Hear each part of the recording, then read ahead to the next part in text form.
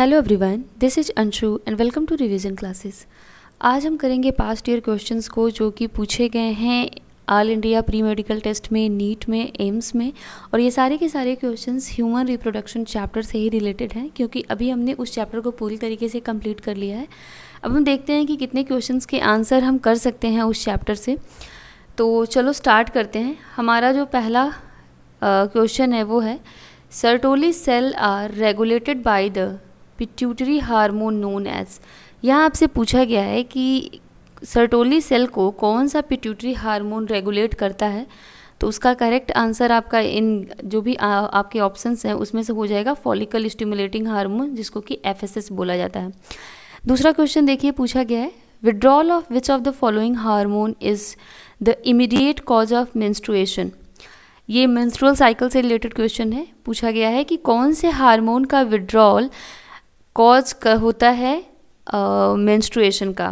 तो हमें पता है कि जैसे ही प्रोजेस्टेरॉन का लेवल डाउन होता है तो प्रोजेस्टेरॉन का काम होता है इंडोमेट्रियम की वॉल को इंटैक्ट बना के रखना, बट जैसे ही इसका लेवल डाउन होगा तो क्या होता है, इंडोमेट्रियम की वॉल ब्रेक करती है और जैसे ही वो टूटेगी तो ये ब्लीडिंग होने लगती है। तो हमारा करेक्ट आंसर हो जाएगा प्रोजेस्टेरॉन। तीसरा क्वेश्चन देखते हैं, in the human female menstruation can be deferred by the administration of.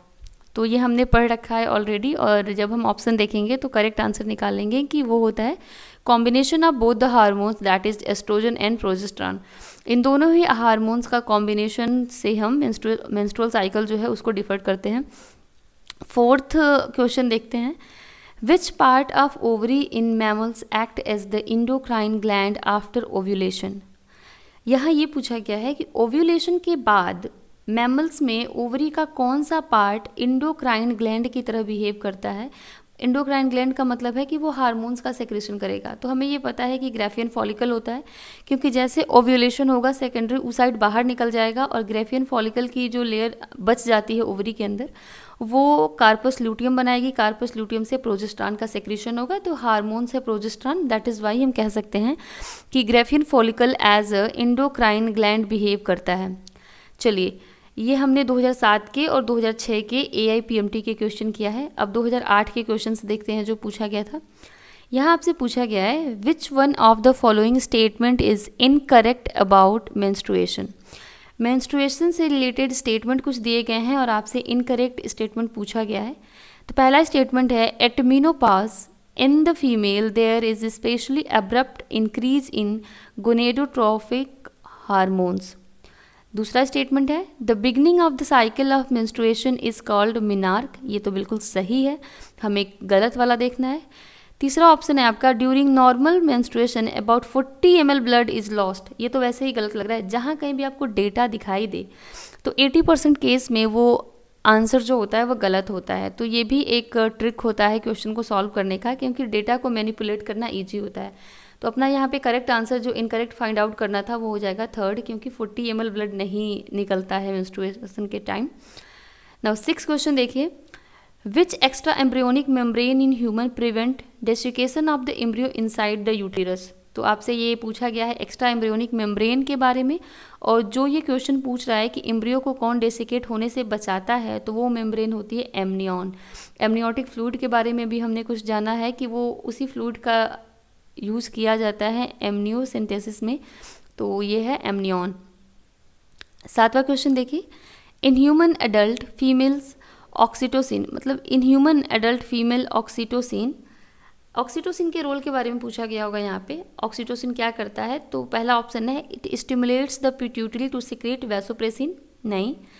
It causes strong uterine contraction during parturition. Yes, ये हमने पढ़ रखा था कि जब जो फीटस होता है वो इजेक्शन रिफ्लेक्स देता है, डेट टाइम क्या होता है कि हाइपोथैलेमस से कुछ सिग्नल मिलते हैं पिट्यूटरी को, और पोस्टीरियर पिट्यूटरी से जो हार्मोन सिक्रीट हो रहा है ऑक्सीटोसिन, वो स्ट्रॉन्ग कॉन्ट्रैक्शन कराता है यूटेराइन वॉल में, जिससे कि जो बेबी है वो पुश हो जाता है नीचे की तरफ और डिलीवरी के लिए। तो हमारा करेक्ट आंसर इसका क्या हो जाएगा 7th का, वो होगा सेकेंड पार्ट। ठीक है, चलिए अब देखते हैं हम क्वेश्चन नंबर 8। क्वेश्चन नंबर 8 है, in humans at the end of the first meiotic division the male germ cells differentiated into the। अब यहाँ पूछा गया है कि ह्यूमंस में पहला मियोटिक डिवीजन जब ख़त्म होता है तो मेल जर्म सेल से क्या बनते हैं। तो ये मियोटिक डिवीजन की बात की गई है। तो आपको याद होगा कि हमने देखा था मेल में स्पर्मेटोगोनिया होता है। स्पर्मेटोगोनिया में पहले माइटोटिक डिवीजन होती है या फिर माइटोसिस होगी। माइटोसिस होने के बाद ये बना लेता है प्राइमरी स्पर्मेटोसाइट, और प्राइमरी स्पर्मेटोसाइट में फर्दर जब मियोटिक डिवीजन होती है तो ये बनाता है सेकेंडरी स्पर्मेटोसाइट। तो यहाँ पे पूछा गया है कि फर्स्ट मियोटिक डिवीजन के बाद क्या बनता है मेल जर्म सेल में, तो आंसर हो जाएगा सेकेंडरी स्पर्मेटोसाइट। करेक्ट आंसर क्या हो गया, फोर्थ वाला सेकेंडरी स्पर्मेटोसाइट। अब हम देखते हैं AIPMT 2009 के क्वेश्चंस को। यहाँ पूछा गया है seminal plasma in humans is rich in the. अब सेमिनल प्लाज्मा की बात की गई है कि ह्यूमन का जो सेमिनल प्लाज्मा है उसमें क्या क्या पाया जाता है। ऑप्शंस हैं आपके, fructose and certain enzymes but poor in calcium, नहीं कैल्शियम भी होता है वहाँ पे। Fructose calcium and certain enzyme, ये हो सकता है आंसर। तीसरा ऑप्शन है fructose and calcium but has no enzyme. चौथा है glucose and certain enzyme but has no calcium. अब यहाँ देखो हमें पता है कि फ्रक्टोज तो प्रेजेंट होता है, ठीक है, फ्रक्टोज होगा, इसके अलावा कैल्शियम भी होता है और कुछ एंजाइम्स भी प्रेजेंट होते हैं। तो हमारा करेक्ट आंसर हो जाएगा सेकंड वाला कि जो सेमिनल प्लाज्मा है उसके जो कॉन्स्टिट्यूएंट हैं उसमें फ्रक्टोज, कैल्शियम और कुछ एंजाइम्स प्रेजेंट होते हैं। अब क्वेश्चन नंबर 10 देखो क्या है। क्वेश्चन नंबर 10 में पूछा गया है given below a diagrammatic sketch of a portion of human male reproductive system, select the correct set of the names of the parts labelled ABCD। अब समझो क्या है ये कि यहाँ एक मेल रिप्रोडक्टिव सिस्टम को बनाया गया है और यहाँ पे जो भी आपसे ABCD लिखा गया है इनको आपको लेबल करना है कि A किसको रिप्रेजेंट करा रहा है, B किसको रिप्रेजेंट करा रहा है, C एंड D किसको रिप्रेजेंट करा रहे हैं। तो यहाँ पे समझो ये जो A है ये हमें पता है ना कि ये वॉस डिफरेंशिया है। तो A क्या है, यहाँ पे देखो कहीं A की जगह वॉस डिफरेंस लिखा हुआ है, हाँ 2 ऑप्शन में है वॉस डिफरेंस, तो हम इन दोनों को तो कट कर देंगे। ये जो बड़ा सा C वाला पोर्शन है C प्रोस्टेट ग्लैंड है, ये भी हमें पता है। तो देखो C पे प्रोस्टेट कहीं लिखा हुआ है, तो यहाँ पे दिया है C में प्रोस्टेट और A में वॉस डिफरेंसिया। तो करेक्ट आंसर यहीं से तुम निकाल सकते हो कि ये थर्ड वाला होगा, क्योंकि A वाला जो पोर्शन है वो हो गया वॉस डिफरेंसिया, B वाला जो पोर्शन है वो हो जाएगा आपका सेमिनल वेसिकल, जो 2 ग्लैंड होते हैं सेमिनल वेसिकल। C है प्रोस्टेट ग्लैंड, सिंगल ग्लैंड होता है ये, और ये जो D है आपका D है बल्बो यूरिथ्रल ग्लैंड। तो हमारा करेक्ट आंसर यहाँ पे क्या हो जाएगा, करेक्ट आंसर हो जाएगा ये थर्ड वाला vas deferentia, seminal vesicle, prostate and bulbourethral gland. तो अभी हमने क्वेश्चन नंबर 10 देखा, अब क्वेश्चन नंबर 11 को भी देख लेते हैं। क्वेश्चन नंबर 11 क्या कहता है, which one of the following is the correct matching of the events occur during menstrual cycle. अब मेंस्ट्रुअल साइकिल में जो भी इवेंट होते हैं उनमें क्या क्या है उसके सामने लिखा गया है कि मेंस्ट्रुएशन क्या है, ओव्यूलेशन क्या है, प्रोलिफरेशन क्या है। तो आपको इसमें से देख के फाइंड आउट करना है कि कौन सा सही है, ठीक है। चलो देखते हैं, यहाँ दिया हुआ है मेंस्ट्रुएशन का मतलब है break down of myometrium and ovum not fertilize. ये तो सीधे गलत है, क्योंकि मेंस्ट्रुएशन का मतलब इंडोमेट्रियम की वॉल का ब्रेक डाउन होता है जब ओवम फर्टिलाइज नहीं होता है, तो ये तो गलत हो जाएगा। सेकेंड है ओव्यूलेशन, ओव्यूलेशन में दिखाया है LH and FSH attain peak level and sharp fall in the secretion of progesterone. तो ओव्यूलेशन में आपको बता रहा है कि प्रोजेस्टेरॉन का लेवल क्या हो गया, डाउन हो गया, ऐसा कुछ नहीं होता है, तो ओव्यूलेशन वाला भी गलत है। थर्ड है प्रोलिफरेटिव फेज, यहाँ बता रहा है rapid regeneration of myometrium and maturation of Graafian follicle. ये तो हमने कहीं पढ़ा ही नहीं है प्रोलिफरेटिव फेज में, तो ये तो सरासर गलत है, क्योंकि हमने यहाँ पे फॉलिकल्स का डेवलपमेंट देखा था। अब देखो फोर्थ वाला है डेवलपमेंट ऑफ कार्पस ल्यूटियम, इसके सामने लिखा है secretary phase and increased secretion of progesterone. ये सही है, क्योंकि जब कार्पस ल्यूटियम का डेवलपमेंट होता है तो ये हम 15 डेज से लेकर 28 to 29 डेज में देखते हैं। इस फेज़ को सेक्रेटरी फेज़ भी हम बोलते हैं या ल्यूटियल फेज़ भी कहा जाता है, जो ऑलवेज 14 डेज़ का होता है। और यहाँ पे हम देखते हैं कि प्रोजेस्टेरॉन का लेवल इंक्रीज रहता है, सेक्रेशन इसका इंक्रीज रहता है। तो हमारा करेक्ट आंसर क्या हो जाएगा, करेक्ट आंसर हो जाएगा 11th का फोर्थ वन, ठीक है। चलिए नेक्स्ट क्वेश्चन को देखते हैं। यहाँ पूछा गया है आपसे the correct sequence of spermatogenetic stage मतलब कि स्पर्मेटोजेनेसिस जो होता है ना, उसका सीक्वेंस पूछा जा रहा है कि टेस्टिस से निकल कर स्पर्म कैसे, मतलब इनका इजैकुलेशन होता है, पूरा इनका रूट पूछा गया है, पाथवे पूछा गया है। तो पहला ऑप्शन देखो, स्पर्मेटोगोनिया से स्पर्मेटिड बनाया है, स्पर्मेटिड से स्पर्मेटोसाइट बनाया है, फिर नहीं, ये तो गलत हो गया ना। स्पर्मेटोगोनिया से पहले स्पर्मेटोसाइट बनेंगे, देन स्पर्मेटिड बनेंगे, तो ये गलत हो गया। दूसरा देखो, स्पर्मेटोसाइट से स्पर्मेटोगोनिया बना दिया है, ये भी गलत हो गया, क्योंकि सबसे पहले आएगा स्पर्मेटोगोनिया, स्पर्मेटोगोनिया में देन होगा डिवीजन, डिवीजन के बाद बनेंगे स्पर्मेटोसाइट, फिर उसमें भी डिवीजन, तब स्पर्मेटिड, तब स्पर्म। तीसरा देखो, स्पर्मेटोगोनिया, स्पर्मेटोगोनिया में स्पर्मेटोसाइट, फिर स्पर्मेटिड एंड देन स्पर्म। तो करेक्ट आंसर क्या हो जाएगा? Third one. फोर्थ को देखने की जरूरत ही नहीं है, ये तो उल्टा बना दिया है। 13 क्वेश्चन देखिए, a change in the amount of yolk and its distribution in the egg will affect. अब बोला गया है आपसे कि अगर योक के अमाउंट में चेंज हो जाए और इसके डिस्ट्रीब्यूशन में भी चेंज हो तो ये एग को कैसे अफेक्ट करेगा, या एग का कौन सा ये इवेंट को अफेक्ट करेगा। तो ये फर्टिलाइजेशन को अफेक्ट करेगा, फॉर्मेशन ऑफ जाइगोट को करेगा, या पैटर्न ऑफ क्लीवेज को करेगा।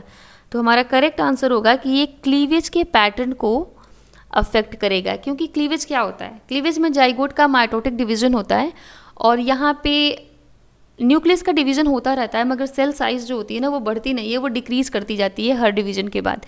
तो अगर योग का अमाउंट जो है उसमें चेंज कर दिया जाएगा तो क्लीवेज का जो पैटर्न है ना वो भी बदल जाएगा। चलिए अब हम आते हैं all India pre medical test के 2010 के क्वेश्चंस में। यहाँ देखो क्या पूछा गया है, which one of the following statement about human sperm is correct. Human sperm के बारे में कुछ स्टेटमेंट दिए गए हैं और आपसे इनमें पूछा गया है कौन सा करेक्ट है। देखो पहला क्या है, acrosome serves no particular function. क्यों नहीं भाई, अगर एक्रोसोम एक स्ट्रक्चर है तो फंक्शन तो होगा ही, ये तो वैसे ही गलत है। सेकेंड है, acrosome has a conical pointed structure used for piercing and penetrating the egg resulting in fertilization. तो ये थोड़ा थोड़ा मुझे अभी सही लग रहा है, आगे फिर से पढ़ते हैं और भी कुछ सही स्टेटमेंट दिख जाए। तीसरा है, the sperm lysin in the acrosome dissolve the egg envelope facilitating the fertilization. ये इससे भी ज़्यादा करेक्ट लगा, क्योंकि स्पर्म में जो एक्रोसोम है उसके पास कुछ हाइड्रोलिटिक एंजाइम होते हैं और वही हाइड्रोलिटिक एंजाइम एग के इन्वेलप को ब्रेक करने का काम करते हैं, जिससे कि फर्टिलाइजेशन की प्रोसेस को ये फैसिलिटेट कराते हैं या हेल्प कराते हैं उसमें। फोर्थ वाला क्या कहता है, acrosome serves as a sensory structure leading the sperm towards the ovum. ये तो बिल्कुल गलत है। तो 14 का करेक्ट आंसर क्या हो जाएगा, थर्ड वन, कि स्पर्म के एक्रोसोम में हाइड्रोलिटिक या कुछ एंजाइम्स हैं जो फर्टिलाइजेशन के प्रोसेस को फैसिलिटेट कराते हैं। अगला क्वेश्चन देखिए, the part of fallopian tube closest to the ovary. ये मैंने जब आपको कराया था फीमेल रिप्रोडक्टिव सिस्टम तो ये मैंने पूरा बताया भी था कि ऐसे क्वेश्चंस बनते हैं कि फिलोपियन ट्यूब का कौन सा पार्ट ओवरी के एकदम पास में होता है। तो हमें पता है कि इनफंडिबुलम जो है वो ओवरी के एकदम पास में होता है, यहीं पे फिम्बरी लगी होती हैं। तो करेक्ट आंसर क्या हो जाएगा, 3। 16 क्वेश्चन देखते हैं, the signal for parturition originated from. मतलब जो अगर बच्चा की डिलीवरी होनी है तो ये जो सिग्नल है वो कहाँ से ओरिजिनेट करता है। तो इस सिग्नल का ओरिजिनेशन हमने पढ़ रखा है ऑलरेडी कि फुली डेवलप्ड फीटस है केवल वही करता है, या फिर सिर्फ प्लेसेंटा करता है, या फिर प्लेसेंटा और फुली डेवलप्ड फीटस दोनों साथ में करते हैं, या फिर ऑक्सीटोसिन जो कि मैटरनल पिट्यूटरी से रिलीज हो रहा है वो करता है। तो हमें पता है कि जो पहला सिग्नल है वो प्लेसेंटा और फुली डेवलप्ड फीटस के थ्रू आता है, जिसको कि हम बोलते हैं फीटस इजेक्शन रिफ्लेक्स। तो करेक्ट आंसर क्या हो जाएगा इसका, करेक्ट आंसर हो जाएगा 3। चलिए 17 क्वेश्चन देखते हैं, the second maturation division of the mammalian ovum occurs. पूछा गया है कि जो सेकेंड मैच्योरेशन डिवीजन है मैमल्स में ओवम का वो कहाँ पे होता है। तो पहला ऑप्शन है कि Graafian follicle following the first maturation division, Graafian follicle में हो रहा है। दूसरा है shortly after ovulation before the ovum makes entry into the fallopian tube, कि ओव्यूलेशन के थोड़े समय बाद जब ओवम फेलोपियन ट्यूब में एंट्री ले रहा है। तीसरा पूछ रहा है until after the ovum has been penetrated by a sperm, कि तब तक जब तक कि ओवम पेनिट्रेट ना कर लिया जाए स्पर्म के द्वारा। और चौथा है until the nucleus of the sperm has fused with that of the ovum. तो करेक्ट आंसर आपको पता है कि जैसे स्पर्म आता है ये अपना म्यूटिक डिवीजन कंप्लीट करा लेते हैं, तो करेक्ट आंसर इसका हो जाएगा थर्ड वन, कि until after the ovum has been penetrated by a sperm. जब ये फ्यूज़ करा देगा तब तो ये जाइगोट बन ही जाएगा, हमें तो ओवम बनाना है ना। तो सेकेंडरी oocyte में जैसे ही स्पर्म आता है वो क्या करता है कि म्यूटिक डिवीजन कंप्लीट करा के ओवम बना लेता है। तो ये सारा हमने क्वेश्चंस आज देखा है। इसके बाद के जो क्वेश्चन है उसको हम नेक्स्ट वीडियो में कवर करने की कोशिश करेंगे। तब तक के लिए आपके जो भी डाउट्स हैं उनको आप कमेंट सेक्शन में बताइए। And yes, thank you for watching.